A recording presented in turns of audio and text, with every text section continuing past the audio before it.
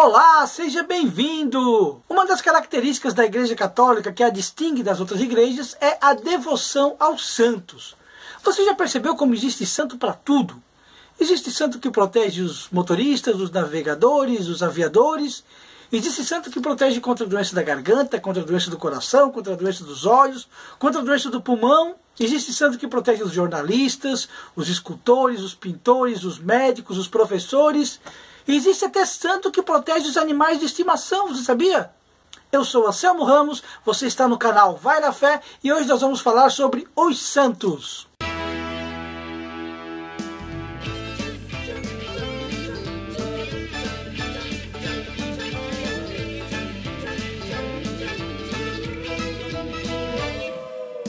Sempre que eu falo sobre esse assunto, eu gosto de lembrar uma história que eu ouvi de um padre. Ele conta que num determinado dia de catequese com jovens que iam fazer a crisma, ele perguntou: quem é o santo? Dentre tantas respostas, uma que muito lhe surpreendeu, muito lhe causou admiração, foi essa. Um garoto lá falou que santo é um cara de cabeça torta, mãos postas e cara de fome. Se nós pararmos para analisar e lembrarmos das imagens de santo que nós temos nas nossas casas, os santinhos, os santos, as imagens que nós conhecemos, todas elas têm uma cara séria, meio triste, né, meio de fome. De repente o único contato que aquele menino tenha tido com a figura de um santo foi aquela das imagens dos seus avós, da casa dos seus pais. E nós? Será que essa não é a nossa realidade hoje também? Que tipo de informação nós temos passado aos nossos jovens, às novas gerações, a respeito dessas figuras tão extraordinárias que a igreja sabiamente chama de santos? Como tem sido a nossa catequese? Será que nós temos caminhado pela vida desses santos, dessas pessoas? Será que nós temos falado do seu testemunho, da sua vida, de tudo que eles fizeram enquanto estiveram no mundo? Ou será que a nossa catequese a respeito dos santos se limita puramente à devoção às suas imagens? Nós podemos não perceber, mas até mesmo esse zelo exagerado em relação às imagens pode transmitir uma mensagem muito diferente daquilo que realmente é um santo. É uma pessoa canonizada pela igreja. Muitas vezes nós tratamos uma imagem como se fosse um bebê. Tem gente que é capaz de carregar a imagem no colo como se fosse um bebezinho. É claro que o zelo faz parte também da devoção. O cuidado, o respeito às imagens faz parte também da devoção aos santos, a veneração. Mas não pode ser exagerada. Então hoje eu vou tentar passar para vocês de maneira bem simplificada, bem resumida, o que realmente é um santo católico. Primeiro ponto. Os santos são, antes de qualquer coisa, pessoas como nós. Seres humanos iguais a nós em tudo, do ponto de vista fisiológico e físico. Os santos nasceram exatamente como nós, foram gerados exatamente como nós. Eles tiveram a sua infância. Os santos também fizeram cocô na fralda, você sabia? Também fizeram xixi no canto da casa. Os santos também ganharam palmadas e relhadas, ou chineladas, ou sei lá o que, quando aprontaram na sua infância. Os santos passaram pela adolescência. Eles viveram a puberdade. Os meninos estourou espinha na cara, tiveram também todas as transformações que são características a todo ser humano. Também tiveram as suas crises, as suas paixões. Para muitos deles, a juventude também foi uma época de muitas festas, baladas e até de pegação. Teve santo que foi casado, teve santa que foi casada, teve santa que chegou a desejar a morte dos filhos, você sabia disso? E foi nessa situação, vivendo a condição humana, com todas as suas limitações, com todas as suas dificuldades, com todas as suas fraquezas, que eles fizeram uma opção. Optaram por uma vida diferente. E aí eu entro no segundo ponto. O que diferencia o santo de nós hoje é a radicalidade ao Evangelho. A maneira radical, a maneira profunda, a maneira integral como eles abraçaram a palavra de Deus, como eles abraçaram a mensagem do Evangelho. Tem uma frase que circula pela internet que diz que o verdadeiro cristão é aquele que vai no caminho certo mesmo que ele ande na contramão. E isso foi o que os santos fizeram.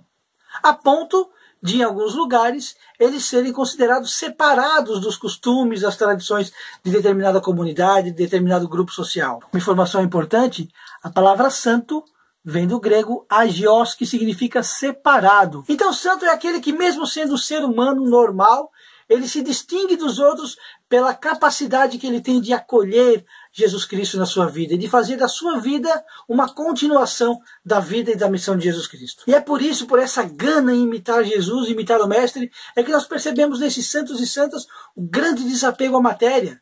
Quantos deles eram ricos, proprietários de muitas propriedades, de muitas riquezas, e abriram mão de tudo para seguir o Evangelho. Alguns eram grandes profissionais, de renome, filhos de famílias riquíssimas, de lordes, de reis, de duques, de príncipes e princesas que deixaram tudo de lado, deixaram toda a vida de conforto, de luxo, de poder e de riqueza para seguir o Evangelho. E esse desapego material chegava muitas vezes ao ponto de se desapegar até mesmo do seu próprio corpo, de não se importar de sofrer o martírio, de sofrer a tortura, desde que fosse para testemunhar o amor de Cristo. Aquilo que diz São Paulo, de continuar na sua carne os ferimentos, os machucados que faltavam na carne de Cristo. Da mesma forma como eles se desapegavam da matéria, dos bens materiais, da riqueza, do poder, eles se apegavam àqueles que menos tinham, aos menos favorecidos, aos pobres, aos indefesos, aos doentes, aos leprosos, aos abandonados, aos injustiçados.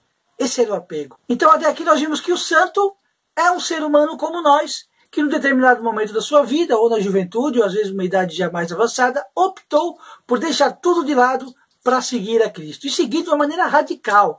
Não seguir de uma maneirinha meia boca, só indo à missa, só fazendo isso ou aquilo naquela pastoral. Não. Assumiram radicalmente o compromisso de batizado.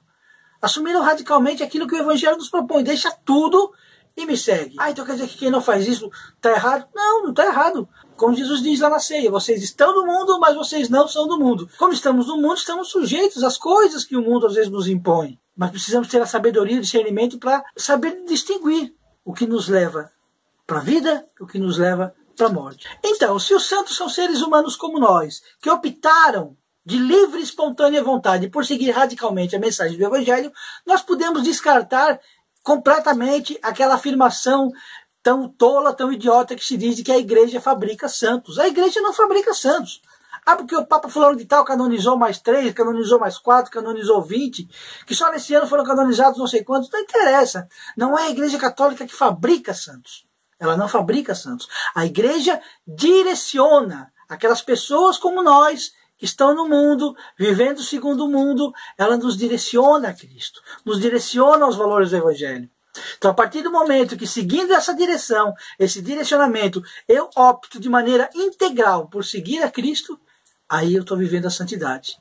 Não é a igreja que me impõe a santidade. A igreja propõe aquilo que Cristo propôs. A decisão de viver a santidade ou não é nossa. Mas eu também não posso chegar lá no final da minha vida e entregar o currículo. Eu vivi santamente, então eu quero ser canonizado. Não. Sabe quem é que faz o santo? É a própria pessoa, vivendo em santidade. Olha só que interessante. Quem vive santamente, quem vive na santidade, tem a consciência no final da sua vida que fez muito menos do que devia ter feito. Por isso ele não se considera santo. Mas a comunidade onde ele estava inserido, a comunidade onde ele viveu, é que enaltece o seu nome. É que reconhece nele as virtudes de uma pessoa santa. É que reconhece nas suas obras, no seu testemunho, na sua vida, os sinais da santidade.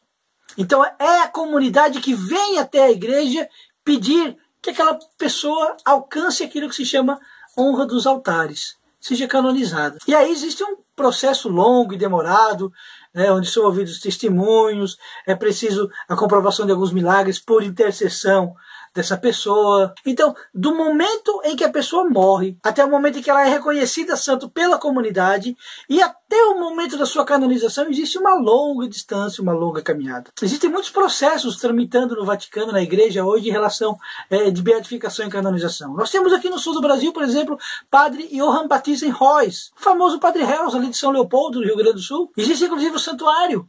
Ele já tinha fama de santo mesmo antes de morrer, mas a igreja ainda não o reconheceu nem beato, e muito menos santo. Então a igreja não fabrica santos. A igreja acolhe o pedido da comunidade.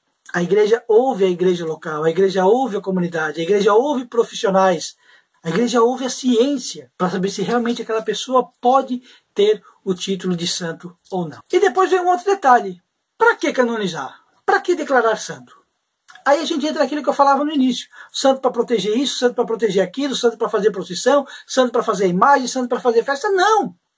Quando a igreja canoniza uma pessoa, ela quer que aquela pessoa, através das suas atitudes, do seu testemunho de vida, se torne uma referência, um padrão a ser seguido. Por isso que se usa o termo padroeiro. É um padrão. Então, quando nós escolhemos, quando a comunidade escolhe o santo para ser seu padroeiro, ela não deve pensar na data da sua festa, ver se é uma data boa, se é começo de ano, se é final de ano, se é férias, se é um mês mais propício para fazer uma festa e ganhar dinheiro. Não é isso que deve ser considerado, ser levado em conta. Mas que tipo de padrão a comunidade quer seguir? E num mundo tão cheio de contradições, de contrariedades, num mundo que busca se afastar cada vez mais de Deus, esses caras, esses santos e santas, eles vêm até nós nos alertar. Gente, é possível ser santo. É possível viver a santidade. Cada santo viveu a sua época segundo os costumes da sua época, segundo o contexto histórico onde estava inserido. E naquele contexto, naquela época, naquela situação, ele testemunhou Cristo. Ele testemunhou os valores do Evangelho. Então é possível. Gente, isso é o que a igreja ensina a respeito dos santos e santas que ela canoniza e que nos convida à veneração e à devoção. Nada mais que isso. Numa outra oportunidade nós podemos aprofundar mais esse assunto. Por enquanto vamos ficar por aqui. Convido você a se inscrever no canal, a curtir o nosso vídeo, compartilhar, divulgue o nosso trabalho. Grande abraço, vai na fé. Não troco a minha paz por outra paz. Não deixo a minha santa religião por outra que garante a salvação agora já. Respeito quem não crê como acredito e peço que também os abençoes, meu Senhor. Sou santo e pecador e minha igreja também é. Porém não troco a minha fé por outra fé. Sou santo e pecador e minha igreja